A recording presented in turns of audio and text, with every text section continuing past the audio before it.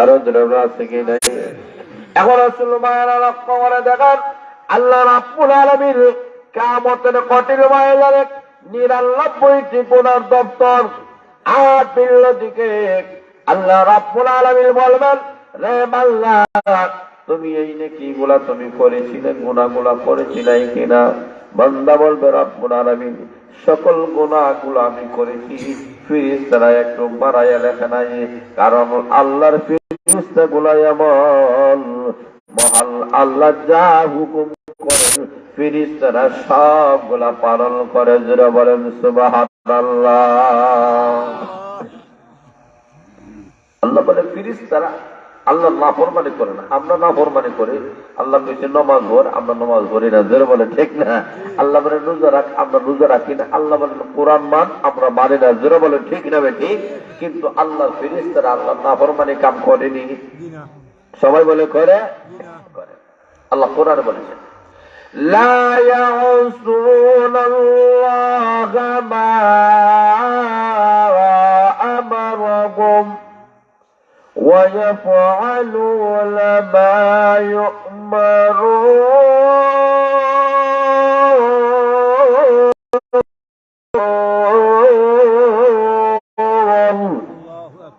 আল্লাহ বলেন এমন ফেরেশতা আমি আল্লাহ মোতায়েন করেছি, তারা আল্লাহ নাফরমানি করে না। আল্লাহ যা তাদেরকে আদেশ করেন তারা পুঙ্খানুপুঙ্খরূপে পালন করে। যারা বলেন সুবহানাল্লাহ। এমন আল্লাহ বলেন, এতগুলো তুমি কয়লা, তুমি বলো তো দেখি এত গুনাহগুলা করার পিছনে তোমার কারণটা কি? কোন উল্লেখযোগ্য কোন কারণ আসেনি। এমনি লোকটা বলবে না, আমাকে দুনিয়ার কেউ বাধ্য করে নাই, যেহেতু তুমি করে ফেলেছো। আমি না আহকামুল হাকিমের, আমি আল্লাহ না রহমান, আমি আল্লাহ না গফফার, আমি আল্লাহ না গফুর, আমি আল্লাহ না সত্তার।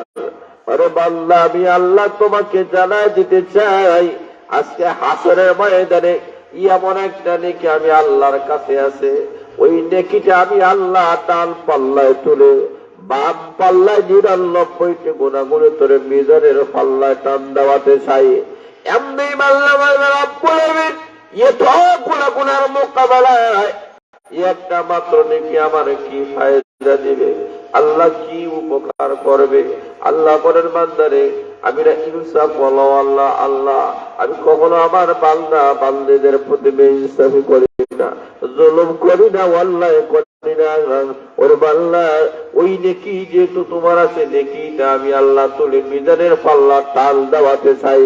আল্লাহ রাব্বুল আলামিন ফেরেশতাদেরকে হুকুম করবেন, ফেরেশতারা একটা মাত্র নেকি তোরে মিজানের পাল্লা টাল্লাও। যেমনি মুহূর্তে টাল দেওয়া হবে, এমনি দেখা যাবে 99টি গুনার দপ্তরের চাইতে একটা নেকির পাল্লা ভারী হয়ে গেছে। একটা নেকির দাম আসেনি? সবাই বলে না আসেনি? এখন লক্ষ্য করে দেখেন, এই একটা মাত্র নেকি করলে কি, যে নেকির কারণে 99টি গুনার দপ্তরের চাইতে মহান আল্লাহ এই নেকিটা বাড়াইয়া দিয়েছেন, সেই নেকিটা অন্য কিছু নয়। সেই নেকি হলো আমরা সবাই পড়তেছি, আমরা সবাই পড়ে, আমার সঙ্গে সবাই পড়ুন, লা ইলাহা ইল্লাল্লাহু মুহাম্মাদুর রাসূলুল্লাহ, লা ইলাহা ইল্লাল্লাহ, জোরে লা ইলাহা ইল্লাল্লাহ, জোরে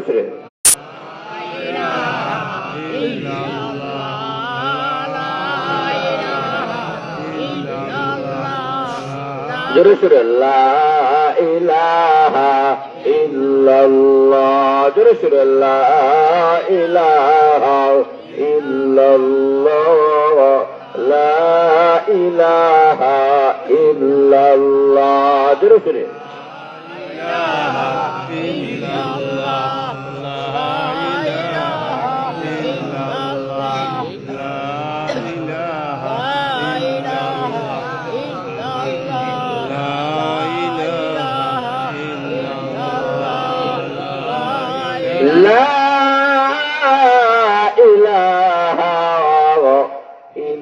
ইল্লাল্লাহু মুহাম্মাদুর রাসূলুল্লাহ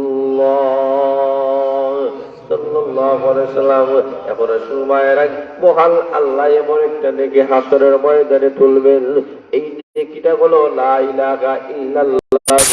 আল্লাহু আকবার।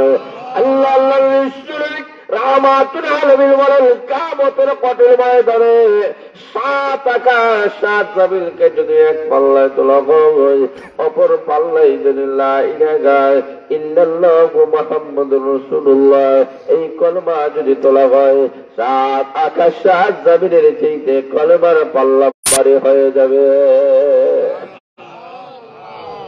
তাহলে বোঝা গেল হাসরের ময়দানে এমন একটা নেকি, যেই নেকিটা মিজানের পাল্লা ভারী করে দেবে। সেই কলমা বেশি বেশি পড়তে রাজি আছেন, আরো জোরে বলে রাজি আছেন। এখন আসুন লক্ষ্য করে দেখেন, 2 নম্বরে লক্ষ্য করে দেখেন, আল্লাহ নবী বলেন, ওরে আমার উম্মতেরা, তোমরা বেশি বেশি করে আলহামদুলিল্লাহ পড়ো।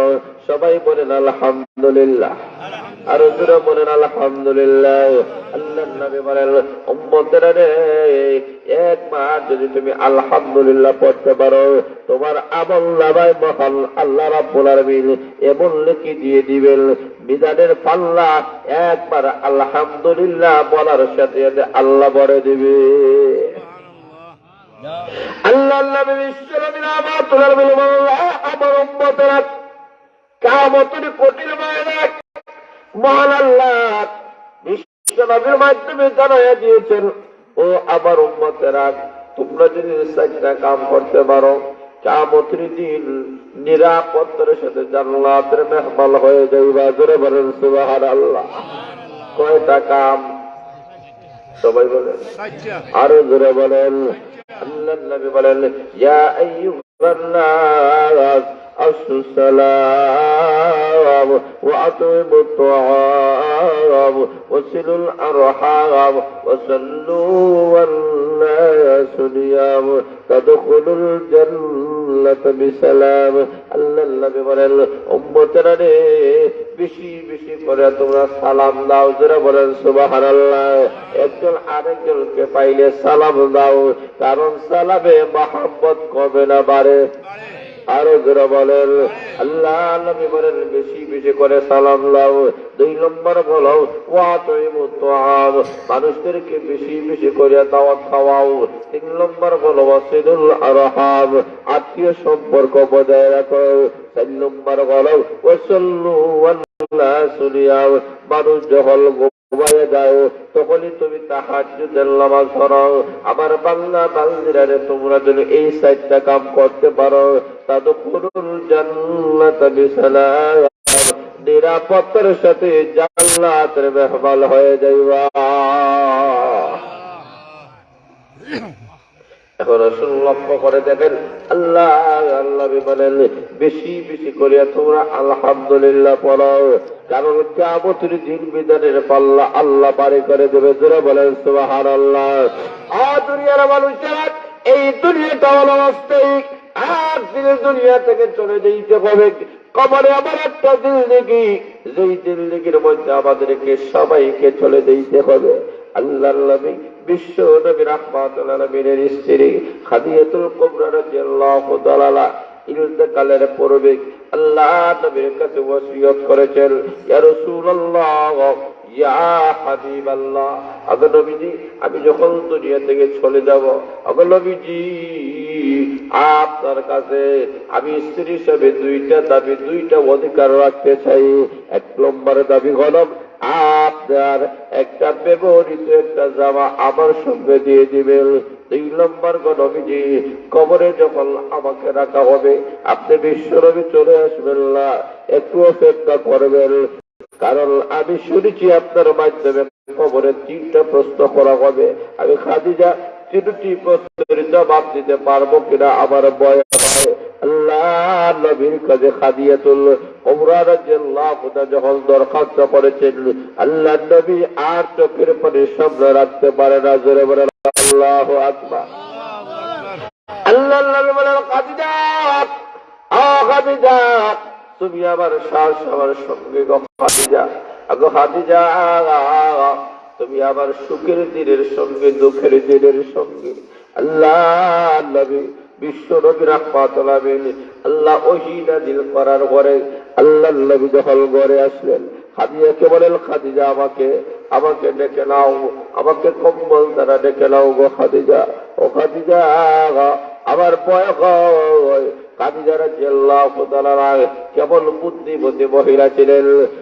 দুনিয়ার সমাজের মহিলা তোমরা মহিলা, খাদিজাতুল কুবরা রাদিয়াল্লাহু তাআলার মহিলা ছিলেন।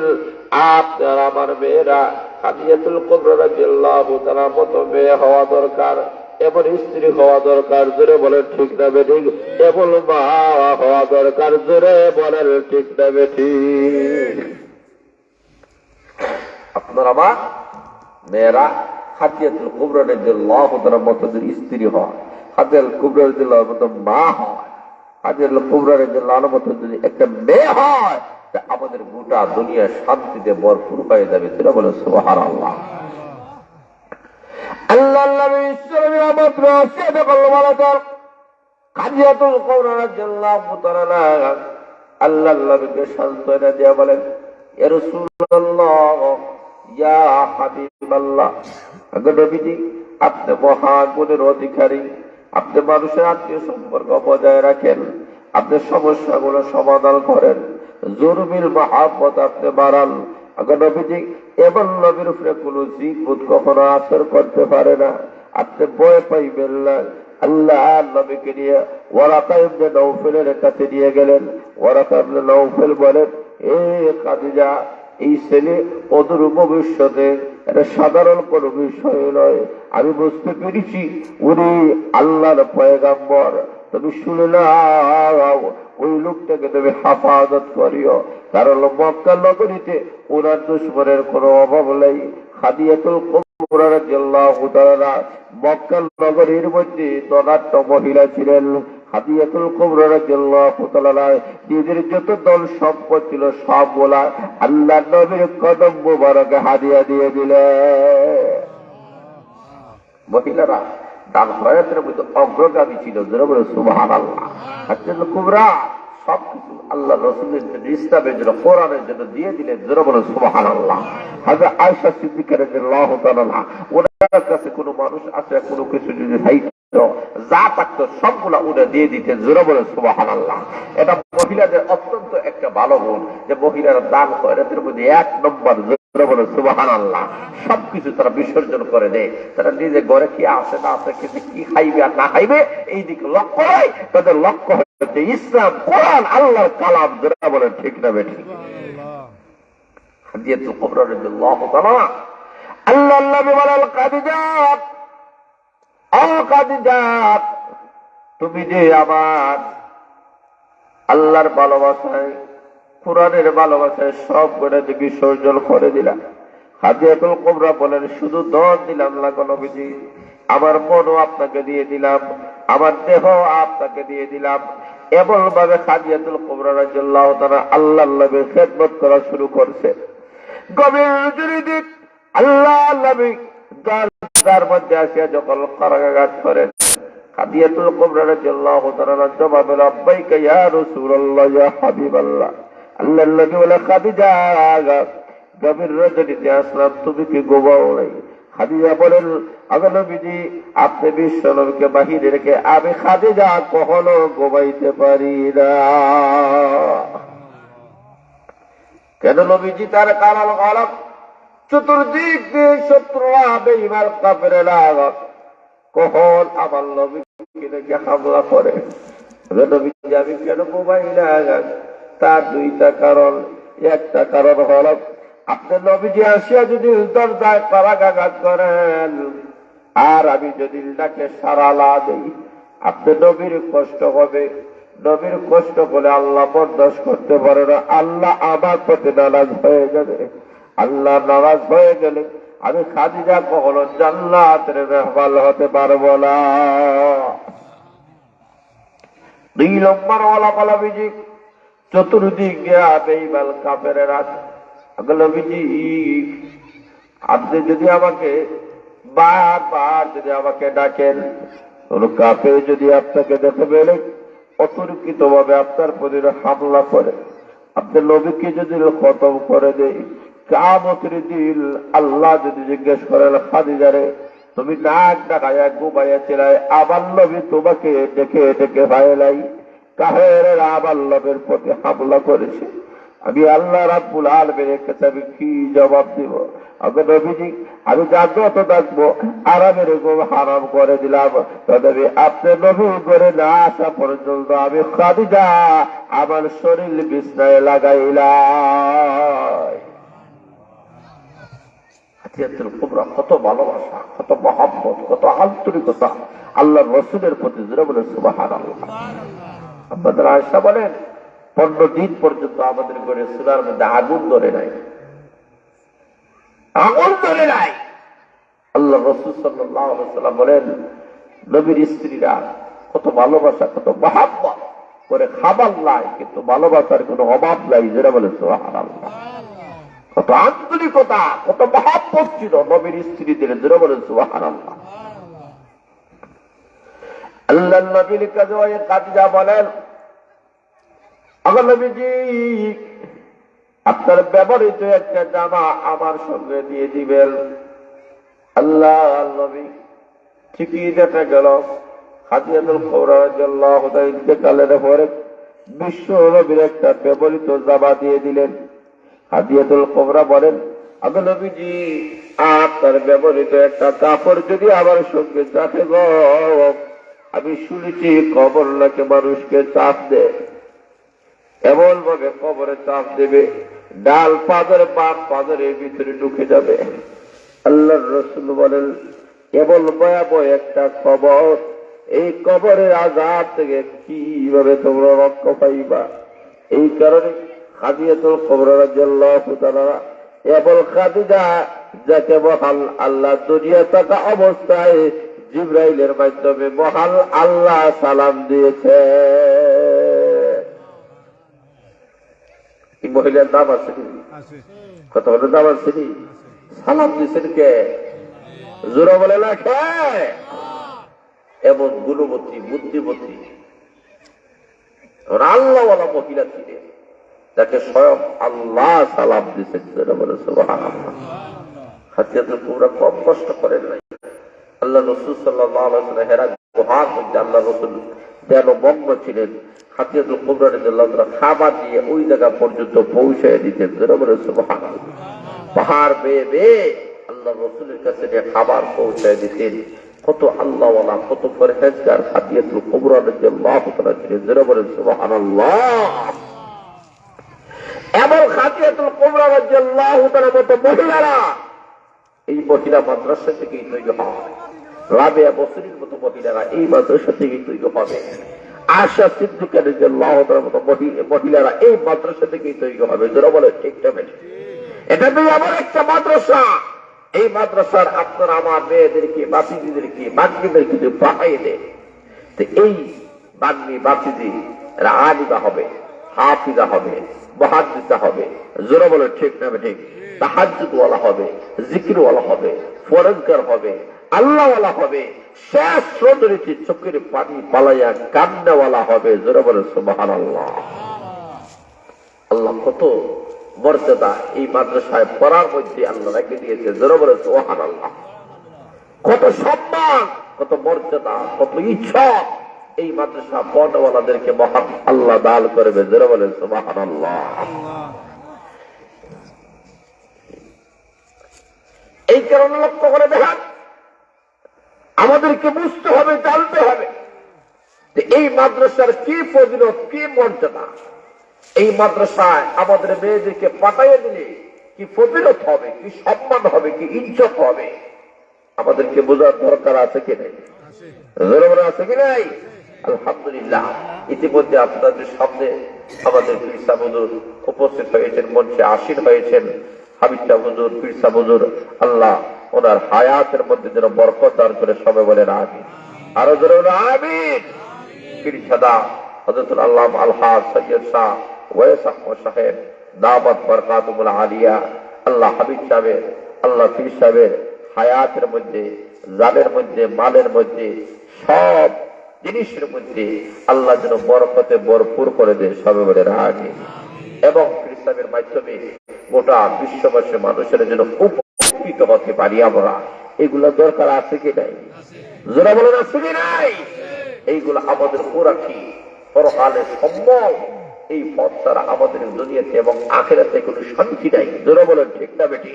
কারণ দুনিয়াটা অবশ্যই একদিন আমাদের কাছ থেকে এই দুনিয়া আমাদেরকে লাঠি বেড়ে আমাদেরকে খবর জগতে পৌঁছায় দিবে।